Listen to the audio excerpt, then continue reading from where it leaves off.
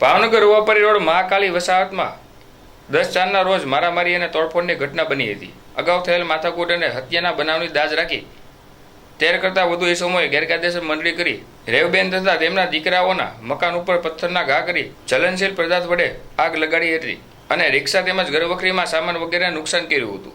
જે ઘટનાના અંગે ઘોઘા રોડ પોલીસ મથકમાં પોલીસ ફરિયાદ નોંધાઈ હતી, જેમાં પોલીસે પરેશ પ્રતાપભાઈ રાઠોડ નામના ઈસમને ઝડપી લઈ કાયદેસરની કાર્યવાહી હાથ ધરી હતી।